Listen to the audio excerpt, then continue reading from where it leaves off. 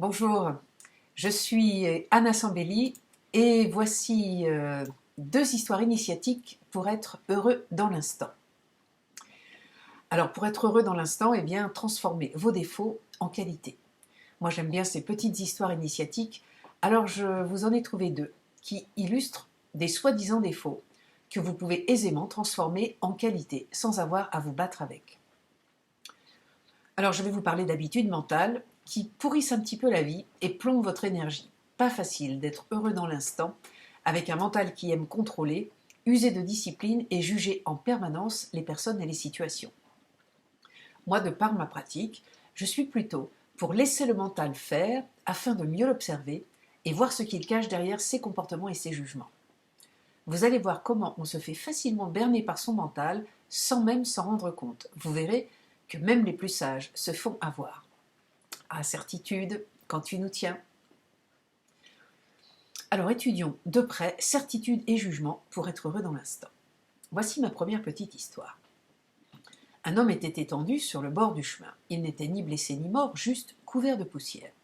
Un voleur l'aperçut et se dit « C'est sûrement un voleur qui s'est endormi. La police va venir le chercher, il vaut mieux que je m'éclipse avant qu'elle n'arrive. » Un peu plus tard, un ivrogne le contourna en titubant. « Eh ben voilà ce que c'est que de pas tenir l'alcool, constata-t-il. Allez, salut l'ami, et la prochaine fois ne bois pas tant. » Arriva un sage. Il s'approcha et se dit « Cet homme est en extase, je vais méditer à ses côtés. » N'imaginez pas que vous passez à côté de ce type de certitude. Nous faisons cela toute la journée. Le cerveau est ainsi fait. Il cherche le connu plutôt que d'être heureux dans l'instant. Lorsqu'il est confronté à une nouvelle situation, en général, il cherche à l'intégrer dans son système de croyances pour en faire du sens. Ensuite, il puise dans sa banque de données afin de trouver une situation similaire avec laquelle il pourrait le comparer. Ensuite, il met une jolie étiquette, il le range dans la bonne case et il vous envoie un petit peu de dopamine pour vous récompenser d'avoir repéré quelque chose de connu.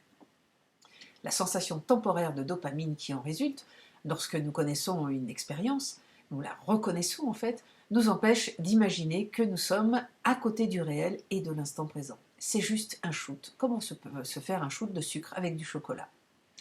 La réalité, c'est que nous avons beaucoup de mal à imaginer la nouveauté et nous sommes réellement prisonniers de nos croyances et de nos autoroutes neuronales. C'est aussi ce qui se passe dans le couple. Vous passez votre temps à faire des interprétations de la réalité et vivre dans votre monde de croyances au lieu d'être totalement dans le présent, qui est le seul instant qui permet d'être heureux. Par exemple, votre mari, votre femme rentre tard et il ou elle ne vous a pas prévenu. Si vous êtes vraiment à l'écoute de ce qui se passe à l'intérieur de vous, vous allez voir que vous êtes déjà en train d'interpréter. Soit qu'il ne vous respecte pas, que vous ne comptez pour rien dans sa vie, que les autres ont plus d'importance que vous, que c'est peut-être le début de la fin de la relation, que c'est un pervers narcissique, qu'il est allé en voir une autre, qu'il a eu un accident, ou qu'il est mort. Je sais, ça a l'air d'être grossier au premier abord, mais soyez attentifs la prochaine fois que cela vous arrive pour voir le menu que vous sert votre mental. Cela demande une grande présence attentive pour étudier de près son mental, être aware, comme dit si bien Jean-Claude Van Damme. Pour en revenir à nos interprétations mentales, qu'est-ce qui vous fait choisir une réponse plutôt qu'une autre lorsque votre compagnon ou votre compagne arrive en retard et vous n'êtes pas prévenu? Eh bien, vos propres mémoires à l'intérieur de vous ou dans votre arbre généalogique. En fait, sans le savoir, vous passez votre vie à faire des interprétations en fonction de vos filtres. Un des accords Toltec dit « Ne faites aucune supposition ». Donc, ne donnez pas une signification aléatoire aux choses, ce serait pure projection. Je trouve que les suppositions que vous allez faire sont passionnantes. Vous allez ainsi pouvoir étudier ce que vous projetez sur le monde et les autres, et dans ce cas précis, dans la relation de couple. Si c'est le manque de respect que votre mental vous sert parce que votre compagnon ne vous a pas prévenu, eh bien, regardez là où ça se passe vraiment dans votre vie, le manque de respect. Immanquablement, vous allez voir que c'est vous qui vous ne vous respectez pas. Vous posez des actes avec lesquels vous n'êtes pas d'accord, vous refusez de vous accorder ce dont vous auriez le plus besoin, etc. Vous êtes aussi bien trop souvent prêt à vous remettre en question dès que quelqu'un n'est pas d'accord ou émet une objection. Vous vous prenez pour quelqu'un d'ouvert et de compréhensif, mais souvent, vous ne respectez pas ce que vous avez senti. Oh, vous pouvez jouer aussi au rebelle et être contre ce que l'autre vous dit, mais au fond de vous, vous en tenez compte. Sinon, pourquoi vous rebeller? L'autre a bien le droit d'émettre une opinion différente de la vôtre, après tout. Votre meilleure arme et votre plus grand verrou, c'est la culpabilité lorsqu'il s'agit de vos proches. Face à l'autre, même aux inconnus, ou à des membres de votre famille, vous ne savez pas respecter ce qui se passe en vous au nom de « je devrais » et « il faudrait quand même ». Pour en venir à notre histoire, si vous pensez que vous ne comptez pour rien dans la vie de l'autre, et c'est aussi pour ça qu'il ne vous a pas prévenu, posez-vous la question. Auprès de qui est-ce que j'avais l'impression de ne pas compter lorsque j'étais enfant? Ou qui comptait plus que moi dans ma famille? C'est peut-être vos parents, trop fusionnels, qui vous ont inspiré cette interprétation, ou l'arrivée d'un concurrent, d'une concurrente, un frère, une sœur, un parent malade ou handicapé, etc. Voyez que contrairement à ce que vous pensez, vous n'êtes pas ici et maintenant lorsque vous faites cette réflexion. Impossible d'être heureux dans l'instant, car vous êtes dans la répétition du passé. Si vous imaginez la trahison au lieu d'être heureux dans l'instant, si vous ne voyez pas réapparaître votre compagnon ou votre compagne au moment où elle aurait dû rentrer à la maison, posez-vous la question. Quelle est la situation la plus ancienne où j'ai eu l'impression d'être trahi? Ou qui a vécu la trahison lorsque j'étais enfant? Je vous l'ai peut-être déjà dit, mais on ne peut pas avoir peur de quelque chose qui ne nous est pas déjà arrivé ou que l'on porte, que ce soit à nous, à nos parents ou à nos ancêtres. La trahison, dans le passé, est la piste.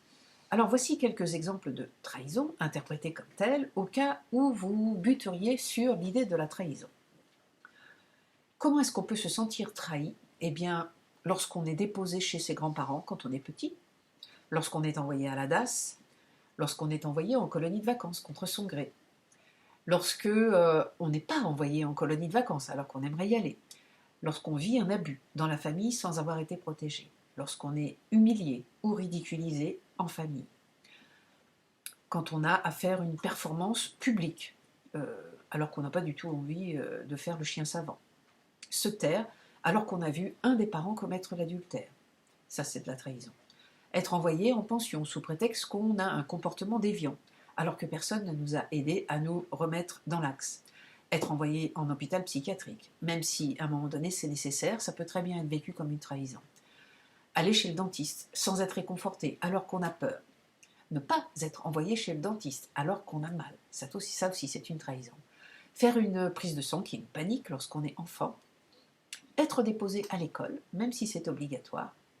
Voir débouler un nouveau bébé dans la famille, vécu comme une trahison. Voir ses parents divorcer, même si c'était nécessaire. Voir un adulte mentir. Vous voyez qu'il y a de quoi faire en matière de trahison, même si nos parents ont fait ce qu'il fallait. Vous avez peur de l'accident? Si vous ne voyez pas votre compagnon réapparaître, eh bien en tirant le fil, c'est que vous avez peur que l'autre meure, et cela vous ramène à votre propre peur de mourir. Vos mémoires de mort datent de votre vie intra-utérine ou des premiers mois de votre vie. C'est peut-être le moment de tester la technique Tipeee au lieu de projeter la mort sur les êtres chers autour de vous. En fin de compte, tout ce que vous vous racontez pendant le retard de l'autre n'a rien à voir avec la réalité. Alors deuxième petite histoire, analysez votre routine pour être heureux dans l'instant. Parfois vous avez l'impression qu'il ne se passe rien dans votre vie. Voilà une petite histoire initiatique pour vous réveiller de votre sommeil non conscient. Un yogi hindou, désespéré par le silence de la divinité, jura un jour: « Ô Dieu, si tu ne m'apparais pas dans les 3 jours qui viennent, je cesserai de m'alimenter. » Durant les 3 jours suivants, une mendiante passa, puis un fou, et enfin un chien errant. Au bout du 4e jour, la divinité apparut au yogi qui s'exclama: « Ah, te voilà enfin !» La divinité lui répondit: « Par 3 fois je suis venue te voir et tu ne m'as pas reconnu. J'étais la mendiante, j'étais le fou et j'étais le chien errant. » En consultation, je reçois parfois des personnes qui trouvent que rien n'avance dans leur vie. Ils sont un peu malheureux, parfois désespérés, et sans le savoir, ils essayent de me prouver que je ne peux rien pour eux et qu'ils ne peuvent pas être heureux dans l'instant. Mais ce n'est pas faux. Ils ne savent pas qu'ils sont en train de se plaindre, ils aimeraient vivre des aventures extraordinaires, se comparent aux autres pour dire que leur vie est morne, sans surprise, et totalement coincée à cause de l'argent ou d'autres circonstances. Je sais que ce n'est pas si vrai, même si la vie matérielle peut être limitante. La vie vous propose en permanence des situations qui appuient sur tous vos boutons émotionnels pour que vous puissiez vous en libérer. Mais comme ce yogi, vous résistez car la situation vous agace, vous fait peur ou ne vous plaît pas. Vous dites que c'est à cause d'elle que vous ne pouvez pas être heureux dans l'instant. Pourtant, elle porte, comme le chien de l'histoire, les stigmates de la divinité, mais vous ne le voyez pas. Parfois, vous vous cachez derrière une responsabilité indécrottable, celle envers vos enfants, vos parents, ou des personnes chères, de la famille ou non. Je ne vous jette pas la pierre, tout le monde fait ça. Je ne dis pas non plus qu'il ne faut pas s'occuper des autres, mais je dis que les ressentis que l'on a en s'occupant des autres sont à prendre très au sérieux, car ils permettent de faire un super travail de libération. C'est aussi la divinité que vous auriez besoin de reconnaître pour être heureux dans l'instant. Seulement voilà, il faut accepter que vous n'êtes pas en permanence dans le don et la compassion. Parfois, l'autre vous casse les pieds, même si vous l'aimez très fort. Parfois, vous en avez marre de vous occuper de lui et vous aimeriez jeter aux orties toute votre responsabilité. Le seul travail à faire, bien entendu, est sur l'agacement. Mais vous faites une pirouette en disant « oui, mais elle a tellement besoin qu'on l'aide » ou « oui, mais il a tellement besoin de moi ». Adieu, la divinité pour apprendre à être heureux dans l'instant. À ce moment-là, vous ne la reconnaissez pas, alors qu'elle se cache derrière la situation et surtout derrière votre agacement. La vie ne se travaille pas autour des grands drames humains, mais sur les détails qui passent inaperçus. Si vous n'apprenez pas à regarder à la loupe, vous allez avoir l'impression que rien ne bouge et rien n'avance. Et pourtant, tout est votre maître, tout le temps. Même l'ordinateur en panne et même Facebook qui vous fait peur. Tout pourrait vous permettre d'être heureux dans l'instant si vous acceptiez de le travailler au lieu de le prendre pour un problème pas important. Vous apprendrez tout autant d'un éveillé que de la peur de ne pas savoir vous servir correctement d'un ordinateur. C'est cela, la grande leçon de cette petite histoire initiatique. Alors et vous, que vous inspirent ces histoires? N'hésitez pas à laisser un commentaire. Au revoir.